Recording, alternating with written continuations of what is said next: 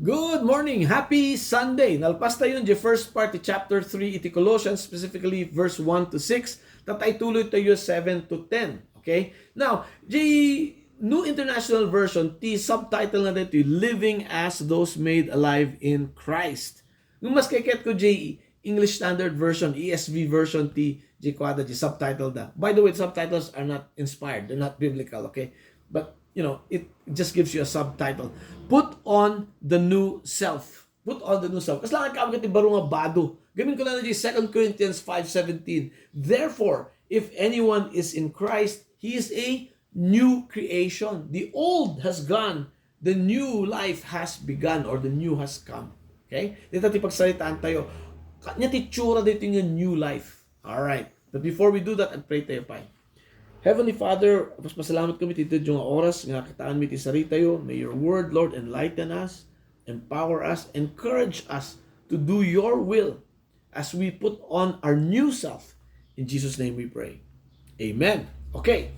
Ti basic nga premise or dapat ti pagrugyan dito'y kat Kristiyano ka. Okay? You have surrendered your life to Christ. You have been forgiven. Ada ti baro nga biag mon nga inted ni Apo Dios. So nga born again tayo ta inted ni Apo Dios ti baro nga biag.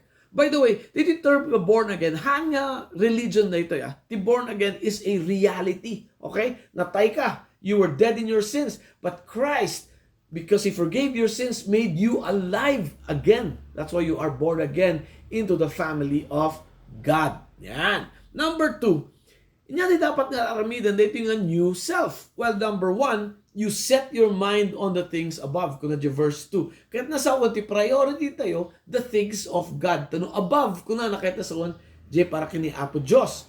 Hamat nga dakas ag-provide ti food, clothing, and shelter. Masapol tayo amin day tatap na ogbyag tayo. Yung dagito yung banag, tulugan na tayo. Priority tayo to set our mind on the things above, on the things of God. That's our relationship with God. Amen? Okay, number 2. Dapat ipanpanutan tayo, future tayo. Yati, kinabukasan tayo. Habat nga mistake nga trabaho, tapos agkaroon ka tutid pension, okay lang di ay. Hamat nga mistake, invest ka to retirement mo. Correct amin data nga, mahanga data kuma iti, masapol nga panpanutan tayo. Panpanutan tayo kuma. Our priority should be the return of our Lord Jesus Christ. Yan. Mano ka dayo tinagbasa 1 Thessalonians 4, 13 to 18. Okay? Lagay nagbasa, you were encouraged. Because the encouragement is no pagsubli ni Apo Diyos. Okay? We will be with Him forever. Dito at encouragement. Doon nyo pa nabasa 1 Thessalonians 4, 13 to 18. Basahan nyo. So you too will get encouraged. Isang organ ti prayer ko kakanayan kat Maranatha, Maranatha. Come, Lord Jesus.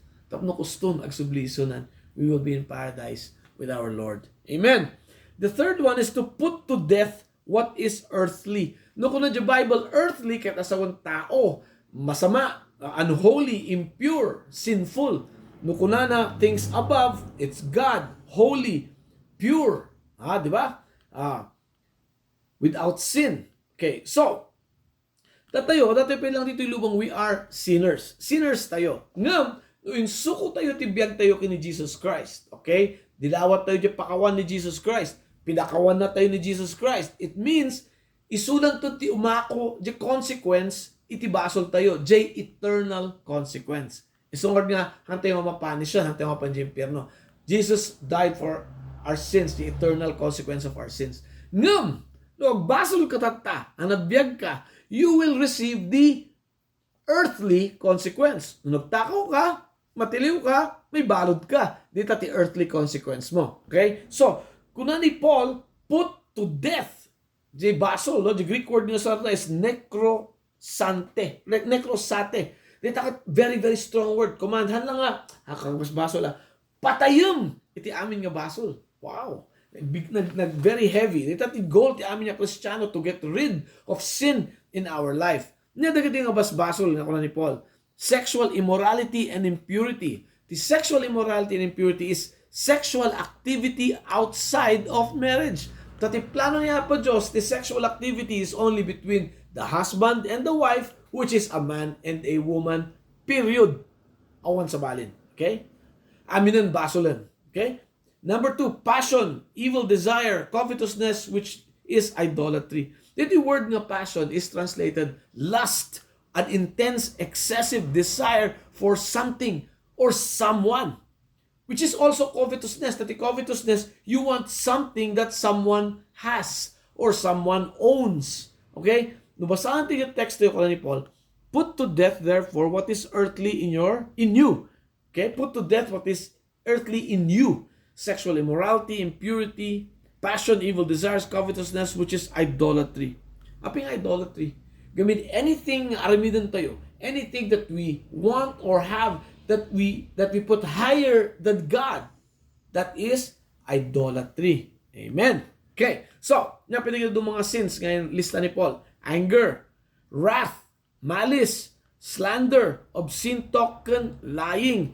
Kuna ni Paul, do not lie to one another. Okay? Gamin, dagitoy nga basbasol, aramidan tayo, the wrath of God is coming. Yati ka doti wrath of God. The consequence of our sin. Okay? The painful consequence. So, no, if we do not put to death, hantong ay katan namin dagito nga basol, we will experience a painful consequence. Inyang aramidan tayo.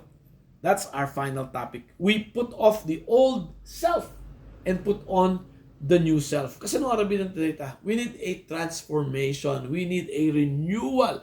We need to embrace, di ba ang identity tayo? Hantay nga old self. New self tayo in Christ. And we need to grow in the knowledge of God.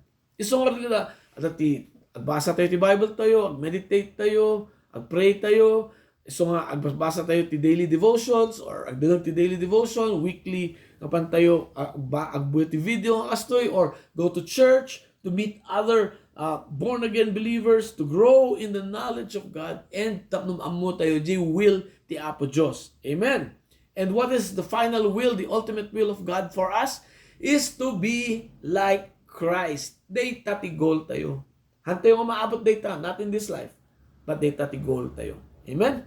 Tataji verse 10, I like the translation from the New Living Translation. Kunana, put on your new nature and be renewed as you learn to know your Creator and become like Him. Ito ti goal tayo. Amen? Hallelujah. Let's pray. Lord, thank you man tito yung oras nga kitaan miti sarita yo. Lord, may your word, Lord, encourage us to put away our old self, to put to death our old self, and to put on our new self. Lord, we pray in Jesus' name. Amen. Have a great week and God bless.